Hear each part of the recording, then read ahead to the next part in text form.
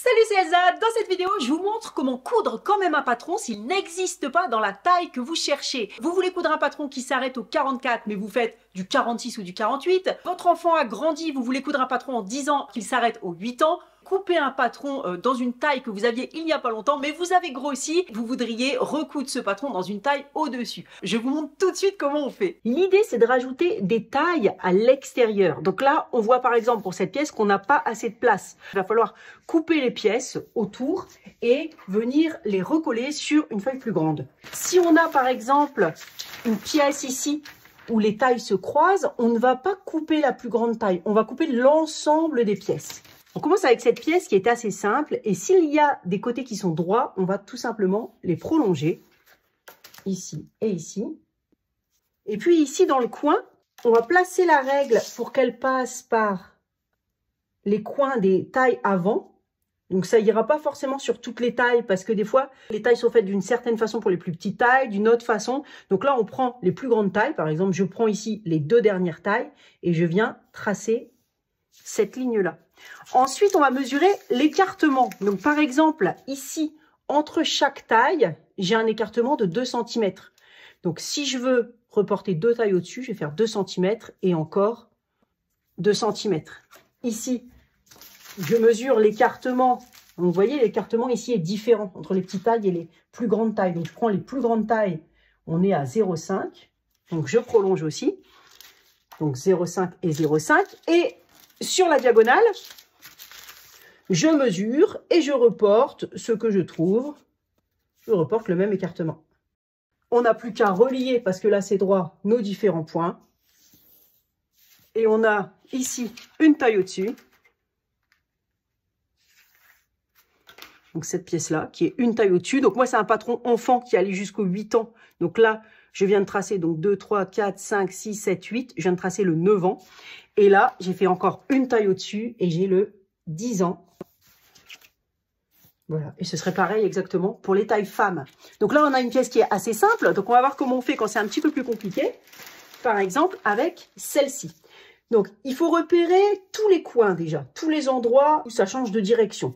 Donc, par exemple, on a sur cette ligne-là, donc quand on a une ligne droite, on peut toujours la prolonger.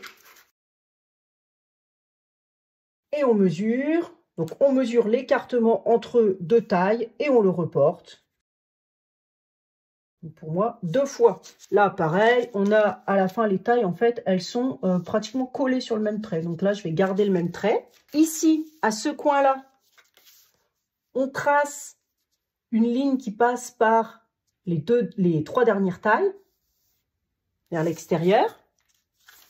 Et je reporte. Donc, je regarde l'écartement que j'ai entre deux tailles. Par exemple, ici, 1,2. Bah, je le reporte 2 fois. Même chose ici, mais vous voyez que c'est bizarre parce que l'angle est dans l'autre sens. Eh bien, c'est pas grave. Je passe par les 3 derniers coins.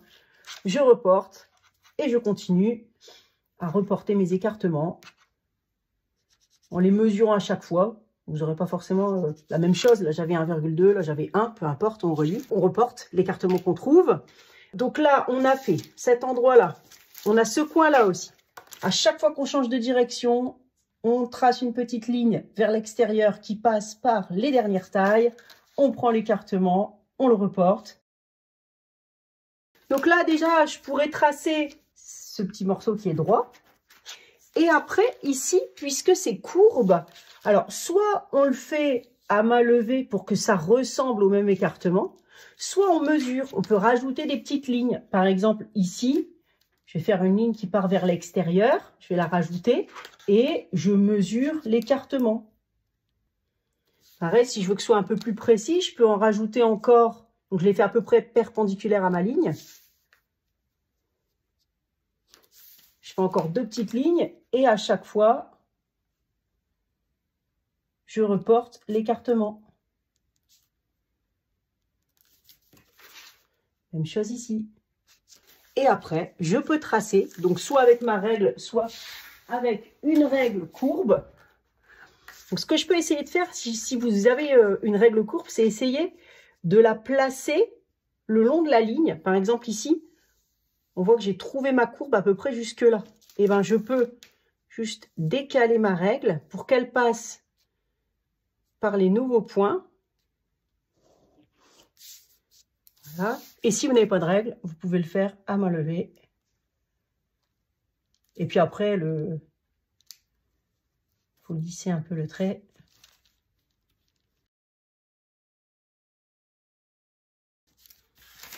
Voilà. Ici, c'est droit, donc on fait à la règle à l'extérieur.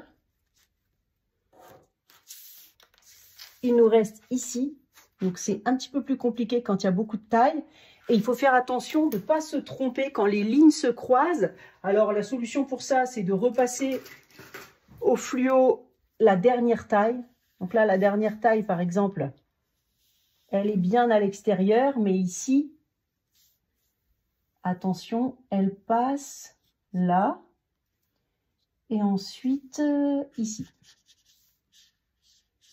Même chose à ce point-là, je trace ma petite ligne sur les 3 dernières tailles, je reporte l'écartement.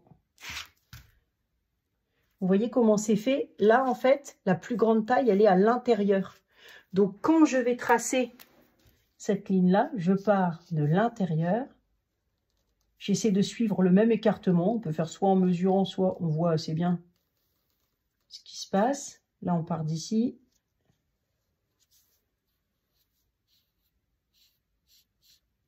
Et voilà ce qu'on obtient. Une taille au-dessus. Encore une taille au-dessus, je pars encore plus à l'intérieur avec le point que j'avais tracé. Ça vient se croiser. Donc, vous voyez, là, ça se croise là. Donc, ça va se croiser un tout petit peu plus haut. Il suffit d'observer, en fait, comment évoluent les tailles. Et on fait la même chose au-dessus. Voilà. Et là. Et alors là, il ne faut pas se tromper. La grande taille était à l'intérieur. Donc, cette taille que j'ai tracée en violet, elle va être un petit peu à l'intérieur et la taille rose encore plus à l'intérieur. Voilà. Et là, j'ai mon patron, donc avec cette taille-là, celle qui est rose là à l'extérieur, qui est fait en 10 ans. Et même chose pour les patrons femmes. Alors, il faut faire ça avec toutes les pièces. Et puis, attention quand même, parce que on peut pas faire ça indéfiniment. Parce que, par exemple, pour les enfants, après, il y a l'adolescence, donc la morphologie va changer. Et pour les femmes, souvent, quand on arrive à la taille 48, la gradation, elle se fait pas exactement de la même distance, mais un peu plus loin. On ajoute plus de volume. Donc, il faudra une taille, 2 tailles au-dessus, il n'y aura pas de problème. Mais si vous voulez ajouter au-delà, il faudra quand même peut-être faire des tests sur votre morphologie pour voir si ça va correspondre ou peut-être augmenter d'une taille en plus. Bonne transformation de patron. N'hésitez pas à liker cette vidéo et à la partager si elle vous a plu. Je vous retrouve très vite pour la suite. Bonne couture et à bientôt. Salut!